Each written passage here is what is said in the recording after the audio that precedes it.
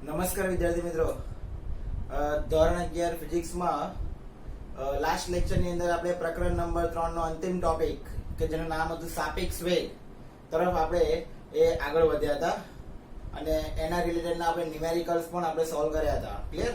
એટલે કે પ્રકરણ નંબર 3 નું પૂરેપૂરું રિવિઝન આપણે એ વિડિયોની અંદર જોઈ લીધું. મિત્રો, આજના લેક્ચરથી આપણે જેની શરૂઆત કરવાના છે એ છે પ્રકરણ નંબર 5 કે જે છે ગતિના નિયમો. ગતિના નિયમોની અંદર સૌથી બેઝિક ટોપિક તરફ જઈએ તો પદાર્થ ગતિમાં આવે ને એની પાછળનું સૌથી બેઝિક કારણ જે છે, જવાબદાર કારણ છે એ છે બળ. સૌથી જવાબદાર કારણ એ કયું ગણવામાં આવે છે? બળ. બળ કોને કહેવાય? પહેલો પ્રશ્ન ઉભો થાય. બળ, પદાર્થ પર આપણે બળ લગાડે છે, પદાર્થ પર બળ લાગે છે અને પદાર્થ ગતિમાં આવે છે. તો એ બળ એ શું છે? અથવા કોઈ ગતિમાં હોય ને તમે બળ આપો છો તો પદાર્થ સ્થિર પણ થાય છે. બંને વસ્તુ પોસિબલ છે. પદાર્થ પર બળ લગાડવાથી કાં તો સ્થિર પદાર્થ ગતિમાં આવી શકે અથવા ગતિમાન પદાર્થ એ સ્થિર બી થઈ શકે. ઇન શોર્ટ, પદાર્થની સ્થિર અવસ્થા અથવા ગતિમાન અવસ્થામાં કંઈક શું થાય? ફેરફાર આવે. તો એ જે ફેરફાર, જે પરિબળ દ્વારા ફેરફાર આવે એ પરિબળનું નામ શું છે? બળ છે. એટલે કે જે ભૌતિક રાશિ અથવા જે પરિબળ વડે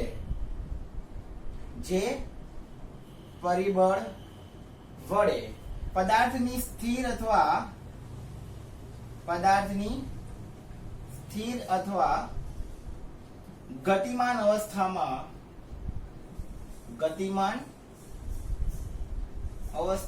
એ શું જોવા મળે? ફેરફાર જોવા મળે. તે પરિબળને એ શું કહેવામાં આવે છે? બળ કહે છે. આ બળની એકદમ બેઝિક ડેફિનેશન્સ આ રીતે લખી શકાય. ક્લિયર? વ્યવહારના બે પ્રકારના બળ છે. એના પ્રકારોમાં એ મુખ્ય બે પ્રકારો છે. પહેલું જે છે એ છે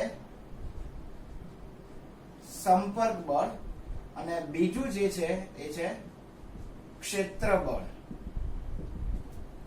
સંપર્ક બળ અને ક્ષેત્ર બળ.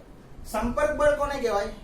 તો કોઈ પણ પદાર્થ જ્યારે સંપર્ક સપાટી પર આપણે એની પર બાહ્ય બળ લગાડીએ છીએ, કોઈ પણ પદાર્થ પર આપણે એના સપાટીના સંપર્કને ધ્યાનમાં રાખીને એ બાહ્ય બળ લગાડીએ છીએ ત્યારે પદાર્થ ગતિમાં આવે છે તો એને આપણી તરફ ખેંચે છે. માનો વિચારો કે કોઈ એક ટેબલ પડ્યું છે અને એ ટેબલને તમારે કાં તો ધક્કો મારીને દૂર કરવું છે. ધક્કો મારવો છે. ધક્કો મારવા માટે બી તમારા હાથ વડે એ ટેબલની સપાટીને ટચ કરવી પડશે અને ત્યારબાદ તમે એની પર શું આપશો? બળ આપશો. એટલે કે બેના સંપર્ક વગર અહીંયા ટેબલ છે ને દૂર ધક્કો મારીશ તો એનો કોઈ મિનિંગ નથી. એને મારે શું કરાવવું પડશે? સંપર્ક. અને ત્યારબાદ શું કરાવવું પડશે? બળ. અથવા ખેંચવું છે તો એના માટે મારે ત્યાં જઈને પકડવું પડશે. હું આ બાજુ આમ ખેંચીશ. એટલે કે બેનો સંપર્ક થવો એ ખૂબ જરૂરી છે. અને એ સમયે જે બળ લાગે એને શું કહેવામાં આવે છે? સંપર્ક બળ.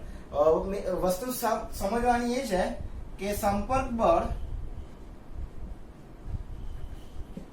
બંને સપાટીને લાગે છે. મતલબ કે જેના વડે બળ લગાડીએ છે એ અને સંપર્ક સપાટી, સંપર્ક જે થાય છે તે બંને પર બળ લાગે છે.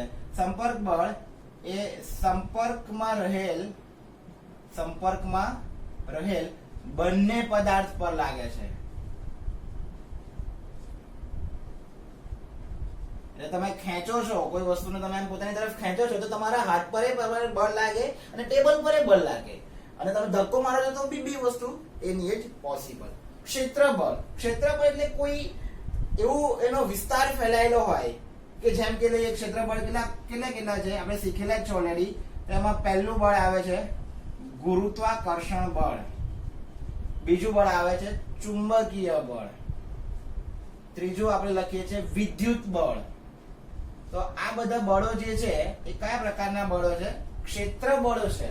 એ દરેક બળ એ પોતાની આસપાસ પોતાનો એક ચોક્કસ વિસ્તાર, પોતાનું એક ક્ષેત્ર બનાવે છે કે જેના પર કોઈ પણ વસ્તુ ખેંચી જશે તો એ પોતાની તરફ શું કરી લેશે?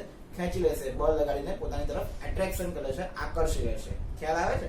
એટલે પોતાનો એક એરિયા, એક વિસ્તાર એ આજુબાજુ ફેલાવતા હોય છે. Okay, next. સંપર્ક બળ અને ક્ષેત્ર બળની જ્યારે સમાનતા કરીએ ને તો સંપર્ક બળ અને ક્ષેત્ર બળ આ એક માર્ક્સના પ્રશ્નો બહુ ઇમ્પોર્ટન્ટ છે આ પોઈન્ટમાંથી. સંપર્ક બળ અને ક્ષેત્ર બળ ની સમાનતા એ છે કે આ બંને બળો કેવા છે? પારસ્પરિક છે. આ બંને બળો કેવા છે? પારસ્પરિક છે. અને બંનેની ભિન્નતા, સંપર્ક બળ અને ક્ષેત્ર બળની ભિન્નતા કઈ કઈ છે? તેમાં બે પ્રકારની છે. સંપર્ક બળ જે છે એ કેવું છે તો કે કૃત્રિમ છે, જ્યારે ક્ષેત્ર બળ છે એ કેવું છે? કુદરતી છે.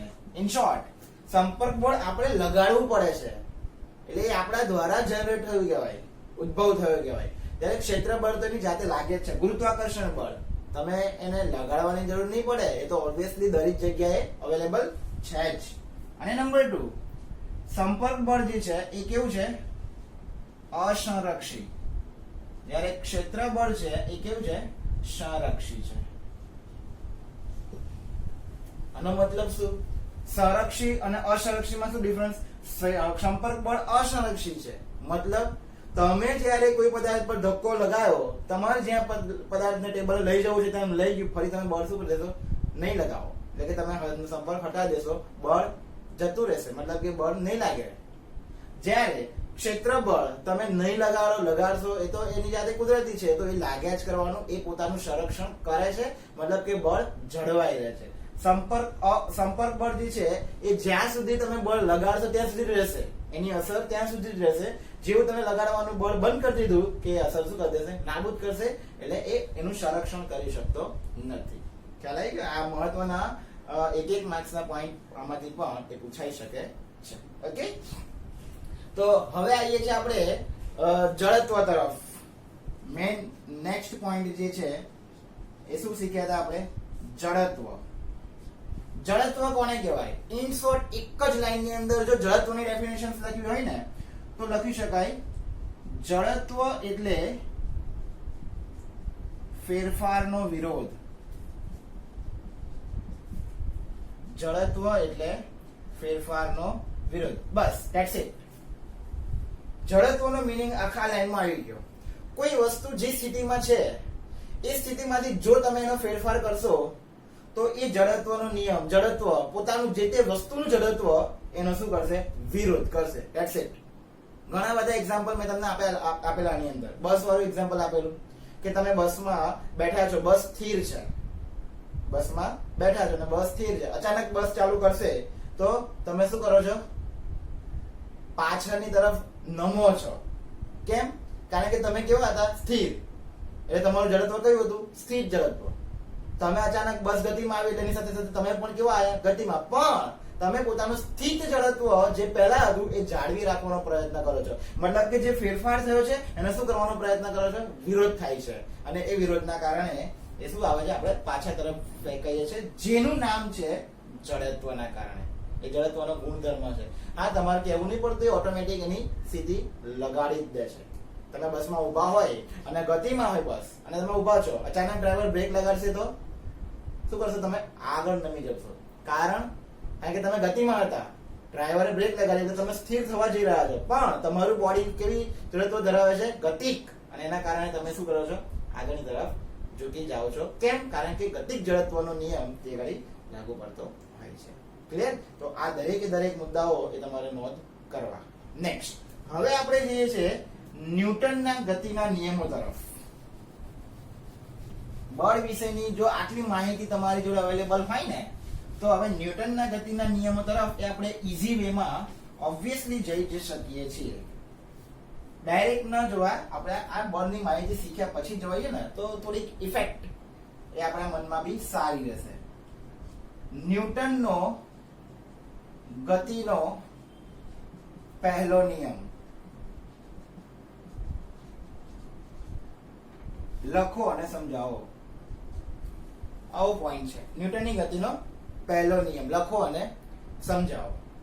તો વિદ્યાર્થી મિત્રો, તમને અગાઉ પણ જડત્વના પ્રયોગ એ જાણ્યા હતા. ગેલિલિયો નામના વિજ્ઞાનીએ જડત્વના પ્રયોગ પરથી ઘણા નિયમો એ સાબિત કર્યા, પ્રયોગ કર્યો, અને એના એકોર્ડિંગ ટુ એ જડત્વ એ ગેલિલિયોનો જે પ્રયોગ છે એના તારણો લઈને ન્યૂટને બીજા 3 પાયાના નિયમો આપ્યા, જેને આપણે ન્યૂટનના ગતિના નિયમો તરીકે પણ ઓળખીએ છીએ. ક્લિયર? મતલબ કે ગેલિલિયોએ જે પ્રયોગ કર્યો ને એ પ્રયોગ એ ન્યૂટનના ગતિના નિયમનું આરંભ બિંદુ હતું. મતલબ કે ન્યૂટને ત્યાંથી પોતાના નિયમની શરૂઆત કરી. ગેલિલિયોએ કરેલો પ્રયોગ નું પરિણામ એ ન્યૂટનનું શું હતું? આરંભ બિંદુ હતું. ખ્યાલ આવી ગયો? મતલબ કે ગેલિલિયોએ જ્યાંથી એ પ્રયોગની વિચારણા શરૂ કરી ત્યાંથી ન્યૂટનના ગતિના નિયમોની એ શરૂઆત થઈ. તો એના પરથી ગેલિલિયોએ જે પ્રયોગ કર્યો અને એના પરથી ન્યૂટને એનો નવો સિદ્ધાંત ઉમેર્યો, નવી રચના કરી. એ શું નિયમ આપ્યો એમણે? તો ન્યૂટને જે નિયમ આપ્યો એ નિયમ કંઈક આ મુજબનો આપ્યો કે દરેક પદાર્થ પોતાની સ્થિર અવસ્થા કે ગતિમાન અથવા ગતિમાન ન લગતા નિયમિત ગતિની અવસ્થા એ શું કરે છે? જાળવી રાખે છે.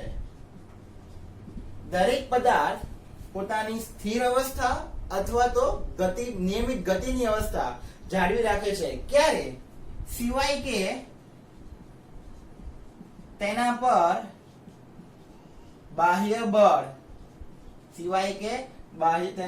બાહ્ય બળની અસર પડે. આ નિયમ આપ્યો. કોઈ પણ પદાર્થ એ પોતાની સ્થિર અવસ્થા અથવા નિયમિત ગતિની અવસ્થા એ જાળવી રાખે છે, સિવાય કે એના પર કોઈ બાહ્ય બળ લાગુ પડે. બાહ્ય બળ લાગુ પડશે તો અવસ્થા નહીં જાળવી રાખે. બાહ્ય બળ લાગુ નહીં પડે ને તો એ 100% અવસ્થા જાળવી રાખશે. હવે મુદ્દો એવો આવે છે કે પદાર્થની 2 પ્રકારની અવસ્થા આવે, એટલે કે સ્થિર અવસ્થા હોય કે ગતિમાન અવસ્થા હોય.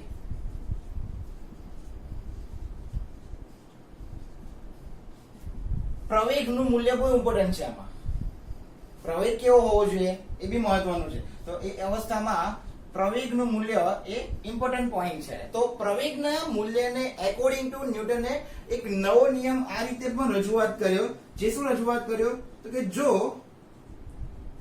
પદાર્થ પર લાગતું ચોખ્ખું બાહ્ય બળ એ કેવું હોય?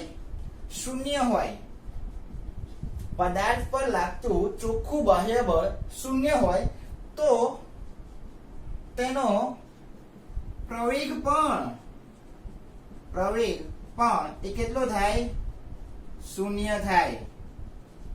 સમજો, જો પદાર્થ પર લાગતું બાહ્ય બળ એ 0 હોય તો એનો પ્રવેગ પણ શું થવાનું છે? 0 જ થવાનો. કેમ? કારણ કે F બરાબર ma, એમાં F 0 તો ma બરાબર 0. તો ઓબ્વિયસલી દળ તો 0 ના હોય તો કઈ ટર્મ 0 હોઈ શકે? તો કે પ્રવેગ જ 0 હોઈ શકે. અને જો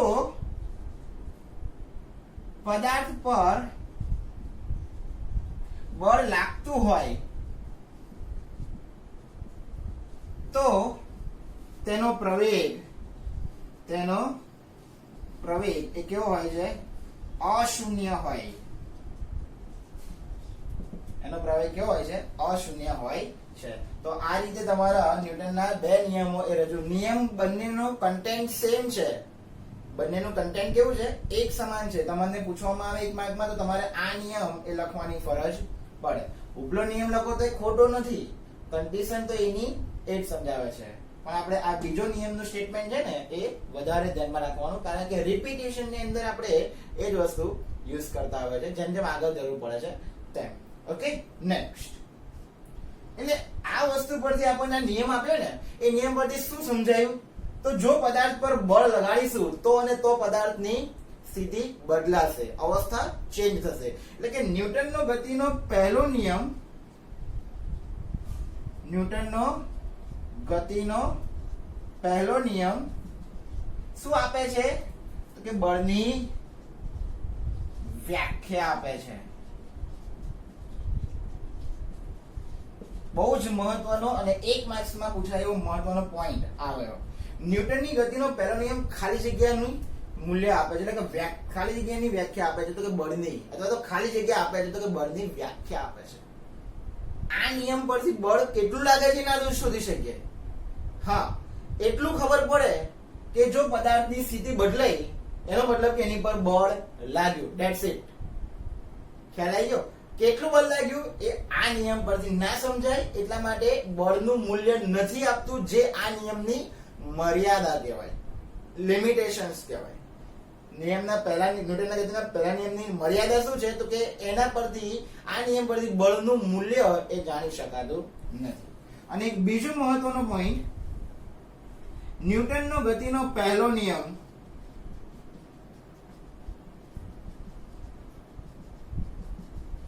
એ બીજા કોના નિયમ પરથી ઓળખાય છે? તો કે જડત્વનો નિયમ પણ છે. ખ્યાલ રાખજો, ખાસ ધ્યાન રાખજો. આ સ્ટેટમેન્ટ સમજવું બહુ જરૂરી છે. ન્યૂટનની ગતિનો પહેલો નિયમ એ કોનો નિયમ છે? જડત્વનો નિયમ છે. જડત્વના નિયમને આપણે પહેલો નિયમ તરીકે કહીએ છીએ એવું નહીં આવ્યો. ન્યૂટનની ગતિના પહેલા નિયમને જડત્વનો નિયમ કહેવાય. જડત્વના નિયમનો પહેલો નિયમ કહેવાય એવું હજુ સુધી કોઈ સ્ટેટમેન્ટ આવ્યું નથી. ખ્યાલ આવી ગયો? એટલે મેં બે ઇક્વલ તો બતાવ્યું જ નથી. હા, એને એવું જડત્વનો નિયમ એ કહી શકાય. ખ્યાલ આવી ગયો? તો આ રીતે તમે ન્યૂટનની ગતિના પહેલા નિયમ વિશેની ટોટલી માહિતી એ મેળવી શકો છો. તો મિત્રો, હવે આપણે જે મુદ્દાની ચર્ચા તરફ જઈ રહ્યા છે એ છે ન્યૂટનની ગતિનો બીજો નિયમ, ગતિનો સેકન્ડ લો. સેકન્ડ લો શીખતા પહેલા તમને એક પરિબળ અવશ્ય શીખવું પડે, જેને આપણે કહીએ છીએ રેખીય વેગમાન, જેને આપણે શાના વડે દર્શાવીએ છીએ? સ્મોલ p વડે. રેખીય વેગમાન કોને કહેવાય? તો એની ડેફિનેશન્સ તમે લખતા હતા કે પદાર્થના દળ અને વેગના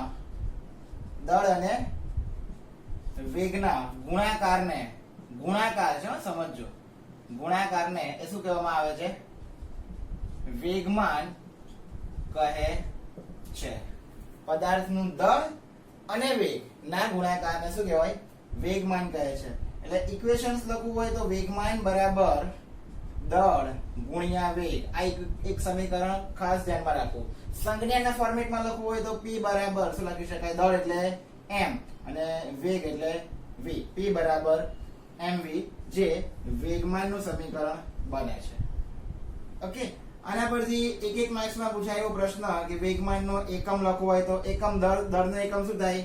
કિલોગ્રામ. વેગનો એકમ શું થાય?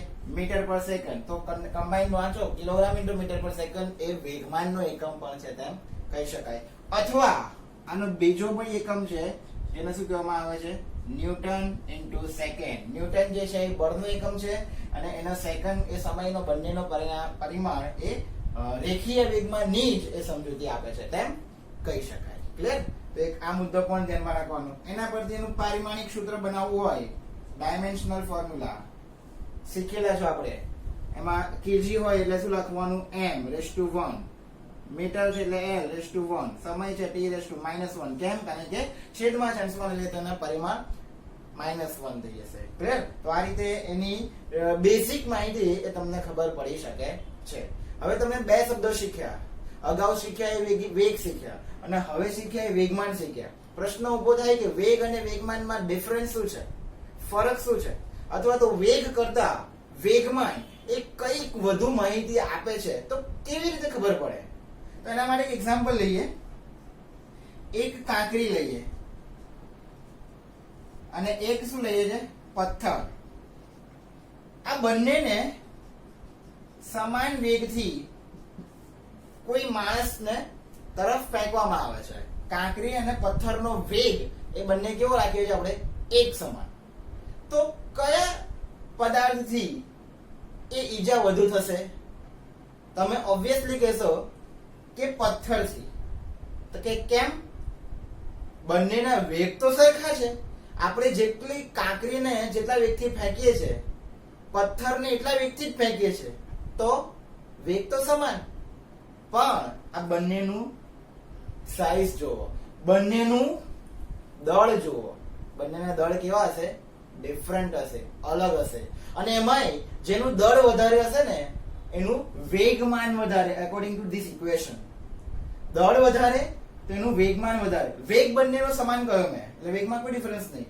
જેનું દળ વધારે એનું વેગમાન વધારે, અને જેનું વેગમાન વધારે એનું ઈજા પણ એનાથી વધારે જ થાય. એટલે અહીંયા આપણી પથ્થરનું વેગમાન વધારે આવશે કાંકરી કરતા, એટલા કારણે પથ્થરથી ઈજા વ્યક્તિને વધારે થશે. તો આ માહિતી તમને ક્લિયર કટ સમજાવે છે કે વેગ કરતા વેગમાન એ કંઈક ઓબ્વિયસલી માહિતી ડિફરન્ટ આપે છે. ઓકે, તો હવે આપણે જઈએ છીએ આગળ ન્યૂટનનો ગતિનો બીજા નિયમ તરફ.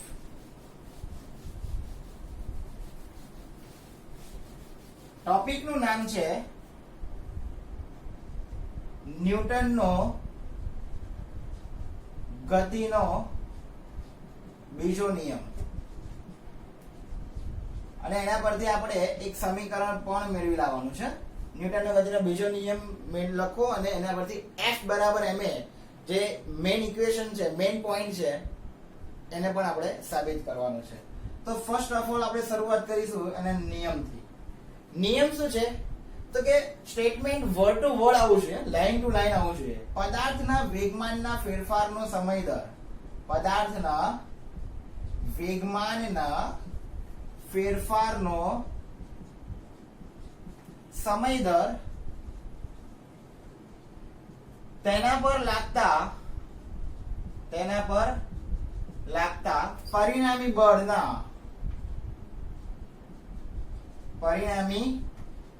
બળના કેવા પ્રમાણમાં? સમપ્રમાણમાં. પદાર્થના વેગમાનના ફેરફારનો સમય દર તેના પર લાગતા પરિણામી બળના સમપ્રમાણમાં, અને તે બળની દિશામાં હોય છે. That's it. પદાર્થના વેગમાનના ફેરફારનો સમય દર તેના પર લાગતા પરિણામી બાહ્ય બળના સમપ્રમાણમાં, અને તે ફેરફાર બાહ્ય બળની દિશામાં હોય છે. આ એનું ન્યૂટનના ગતિના બીજા નિયમનું સ્ટેટમેન્ટ છે. ઓકે, સ્ટેટમેન્ટ પરથી ઇક્વેશન્સ બનાવો. પદાર્થના વેગમાનનો ફેરફાર એટલે ડેલ્ટા p નો સમય દર, એટલે આ વેગમાનના ફેરફારનો સમય દર દ્વારા શું કરીએ છીએ? ગુણોત્તર લઈએ છીએ, એટલે છેદમાં શું આવે? Delta t.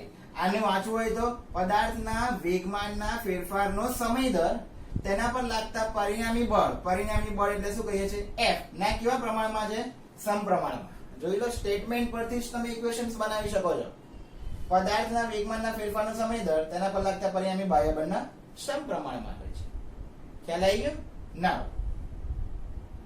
સમપ્રમાણતા અચળાંક દૂર કરીએ તો કોઈ આવે છે એક અચળાંક k બરાબર લખીએ k આવે ડેલ્ટા p ના છેદમાં ડેલ્ટા t, જ્યાં k જે છે એ શું કહીએ છીએ આપણે? સપ્રમાણતા અચળાંક, કોન્સ્ટન્ટ વેલ્યુ. ક્લિયર? નાઉ હવે વિચારો ડેલ્ટા p. અગાઉના ઇક્વેશન્સ ની અંદર હમણાં શીખ્યા આપણે ડેલ્ટા ના હોય તો વિચારો ખાલી કે p બરાબર સમીકરણ શું બને? mv. તો આપણે p ની જગ્યાએ કિંમત શું મૂકવાની? mv મૂકો. ધેટ મીન્સ f બરાબર k ઇન્ટુ ડેલ્ટા p ની જગ્યાએ કિંમત શું મૂકો? mv ના છેદમાં ડેલ્ટા t. ક્યાંથી આવ્યું? હમણાં આપણે ઇક્વેશન શીખ્યા તો ભાઈ કે p બરાબર mv પરથી. હવે ડેલ્ટા m, હવે તમે જે પદાર્થને ફેંકશો એ પદાર્થનું દળ નહીં બદલાતું, એટલે કે પદાર્થના દળમાં કોઈ ફેરફાર નહીં થતો. ફેરફાર થાય છે તો એના વેગમાં, એટલે દળ ક્યાં ઉતરે છે? ડેલ્ટાની બહાર. એટલે f બરાબર k એવાની આ દળ પણ ક્યાં આવી જશે? બહાર, ઇન્ટુ અંદર શું વધ્યા? ડેલ્ટા v ના છેદમાં ડેલ્ટા t. સમગ્ર એટલે કે એકદમ સૂક્ષ્મ સમયગાળા માટે લેવો હોય, મારે સૂક્ષ્મ સમયગાળો લેવો હોય, બહુ મહત્વનો પોઈન્ટ, તો આ ડેલ્ટા t ને 0 તરફ લઈ જવાનો. મતલબ કે સમયનો તફાવત એટલો ઘટાડતા જાવ કે ટુવર્ડ્સ થી 0 તરફ જાય. મતલબ એની શું લેવી પડે? લિમિટ લેવી પડે. ધેટ મીન્સ હવે ડેલ્ટા t ટેન્ડ્સ ટુ 0 નું એ શું લખીએ છીએ આપણે? લક્ષ લેતા. લક્ષને આપણે ઇંગ્લિશમાં કહીએ છીએ limit. That means you can write over here F is equals to K into M into limit delta T tends to 0 delta V ના છેદમાં delta T. ઓકે, ખ્યાલ આવી ગયો? હવે જ્યારે લિમિટ તમે દૂર કરો ત્યારે આ જે છે અતિ સૂક્ષ્મ થઈ જાય. અતિ સૂક્ષ્મ મતલબ કે ડેરિવેટિવ ફોર્મમાં આવી જાય. ધેટ મીન્સ આવું ફોર્મેટ તમારું બને F બરાબર K into M into dv upon dt, એટલે કે ડેલ્ટા ની જગ્યાએ શું થઈ જાય? ડેરિવેટિવ આવી જાય. એટલે શું લખાય? dv upon dt. તમે અગાઉના પોઈન્ટમાં શીખ્યા dv upon dt એટલે વેગનો ફેરફાર છેદમાં સમયગાળો, જે શું આપે છે? પ્રવેગ. વેલ્યુ a ની કહેવાય. That means f is equals to k into m into અહીંયા શું લખી શકાય? a. અહીંયા આપણે શીખેલા જ છે કે ભાઈ dv upon dt બરાબર શું મળે આપણને? પ્રવેગ a. dv એટલે વેગનો ફેરફાર છેદમાં dt એટલે સમયગાળો, જે શાનું મૂલ્ય આપે છે? વેગનું મૂલ્ય આપે છે. Is that clear? હવે અહીંયા વિચાર આવે કે k ની કિંમત શું? તો દરેક વસ્તુ એકમ બળ પ્રમાણે લઈ લઈએ તો અહીંયા લખી શકાય કે જો 1 કિલોગ્રામ દળ ધરાવતા પદાર્થ પર 1 મીટર પર સેકન્ડ સ્ક્વેર નો પ્રવેગ લાગે તો લાગતું બળ એ કેટલું હોય? 1 ન્યૂટન હોય. એટલે આ ઉપલા સમીકરણની અંદર F, M અને A ત્રણેયની કિંમત કેટલી મૂકી દેવાની? 1. ધેટ મીન્સ ઇક્વેશન શું બને? 1 is equals to K એવાની એવા into 1 into 1. That means K ની કિંમત તમને શું મળી ગઈ? 1 મળી ગઈ. જે ઉપલા સમીકરણની અંદર તમે મૂકો તો K કાઢ નાખો, 1 મૂકો, 1 લખો ના લખો ચાલે. That means you can also write here F is equals to MA, જે માંગેલ સમીકરણ તમારું બને છે. ખ્યાલ આવી ગયો? Is that clear? તો આ એક મેથડ પણ તમે યુઝ કરી શકો છો. એના પરથી 1 ન્યૂટનની ડેફિનેશન આના પરથી બી મળી જાય. જો અને 1 ન્યૂટન બળ કોને કહેવાય એવી વ્યાખ્યા પૂછાય છે મિત્રો. 1 ન્યૂટન બળની વ્યાખ્યા આપો તો કે જે બળ 1 કિલોગ્રામ દળ ધરાવતા પદાર્થમાં 1 મીટર પર સેકન્ડ સ્ક્વેર નો પ્રવેગ ઉત્પન્ન કરતો હોય તો એ બળને આપણે 1 ન્યૂટન બળ તરીકે ઓળખી શકીએ છીએ. બધું એકમની વાત કરવાની. 1 કિલોગ્રામ દળ 1 મીટર પર સેકન્ડ સ્ક્વેર નો પ્રવેગ ઉત્પન્ન થવા માટે જે બળ લગાડ્યું એને 1 ન્યૂટન જેટલું બળ તરીકે ઓળખી શકીએ છીએ. તો જોઈ લો, આ રીતે તમે ન્યૂટનની ગતિનો બીજો નિયમ પણ એ સાબિત કરી શકો છો. નેક્સ્ટ અને ઇમ્પોર્ટન્ટ પોઈન્ટ જે છે આ નિયમનો, તો કે આ નિયમ એ શું આપે છે? બળનું મૂલ્ય આપે છે. પહેલા નિયમની મર્યાદા એ બીજા નિયમનો ફાયદો છે. એટલે કે આ નિયમ એ ન્યૂટનની ગતિના બીજો નિયમ બળનું શું આપે છે? મૂલ્ય આપે છે. પહેલો નિયમ એ બળની વ્યાખ્યા આપે છે, જ્યારે બીજો નિયમ એ બળનું મૂલ્ય આપે છે. 1 માર્ક્સમાં પૂછાતો a very much important point. Clear? તો આ બધા પોઈન્ટ તમારે એ ખાસ ધ્યાન રાખીને સમજી લેવાના. તો મિત્રો, હવે જે મુદ્દાની આપણે શરૂઆત કરવા જઈ રહ્યા છે એ છે ન્યૂટનની ગતિનો ત્રીજો નિયમ. મુદ્દાનું નામ છે ન્યૂટનનો ગતિનો ત્રીજો નિયમ.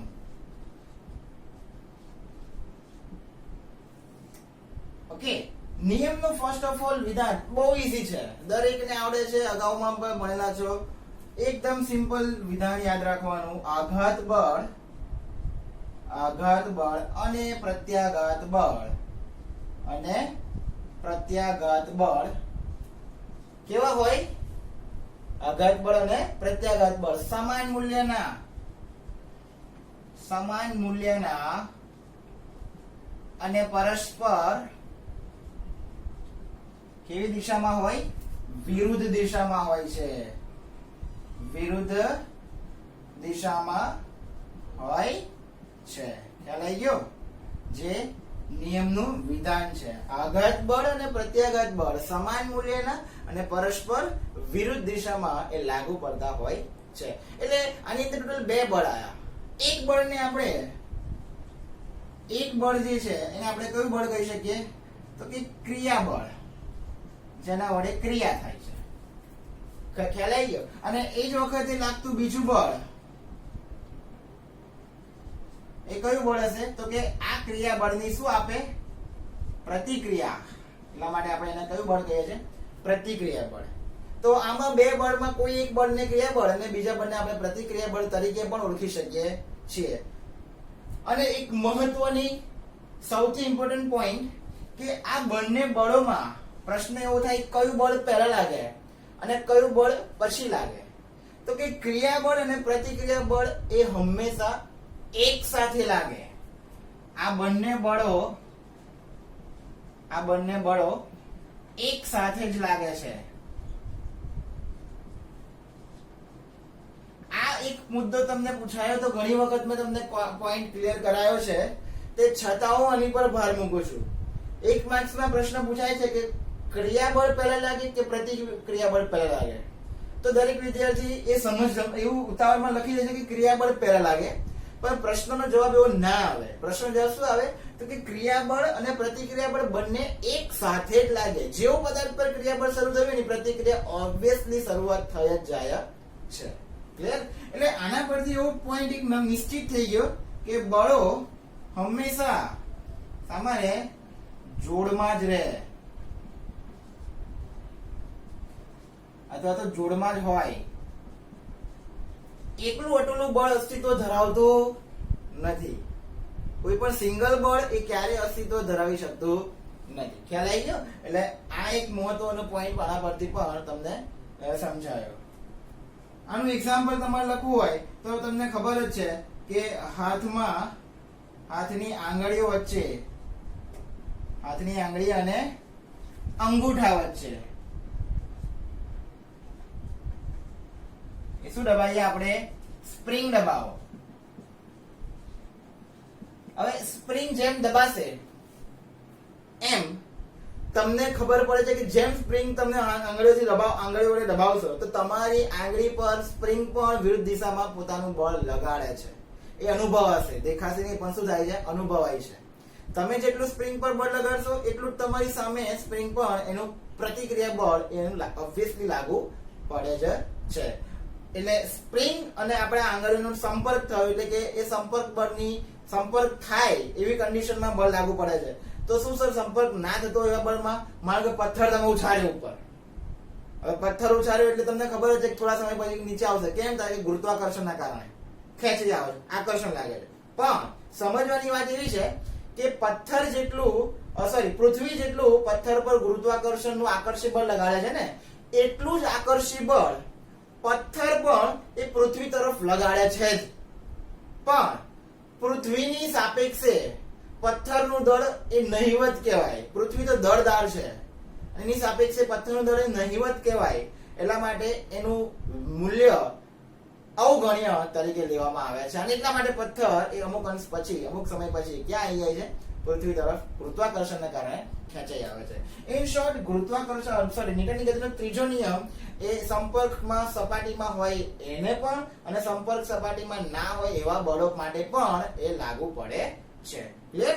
તો આ રીતે પોઈન્ટ નંબર 3 એટલે કે ન્યૂટનની ગતિનો ત્રીજો નિયમની ટોટલી માહિતી તમે શીખી શકો છો. તો મિત્રો, આજના લેક્ચરની અંદર આપણે કયા પોઈન્ટ ક્લિયર કર્યા? સૌપ્રથમ શરૂઆત કરી હતી બળથી. એના બે પ્રકાર, સંપર્ક અને ક્ષેત્રબળ ની માહિતી મેળવી. ધેન આફ્ટર જડત્વના તરફની નિયમના તરફની વાત કરી. ત્યારબાદ ન્યૂટનની ગતિનો પહેલો નિયમ જાણ્યો. ત્યારબાદ ન્યૂટનની ગતિનો બીજો નિયમ જાણ્યો. બીજા નિયમ પરથી F બરાબર એનું સમીકરણ પણ સાબિત કર્યું. ધેન આફ્ટર આપણે બીજી કઈ ચર્ચા કરી? તો કે ન્યૂટનની ગતિનો ત્રીજો નિયમ પણ એ આપણે સ્ટાન્ડર્ડ રીતે જોયો. તો આ દરેક પોઈન્ટ એ સરસ રીતે રિવાઇઝ કરી લેજો. આગળના જે પોઈન્ટ છે એ પણ આપણે નેક્સ્ટ લેક્ચરની અંદર જોઈશું. Okay, thank you.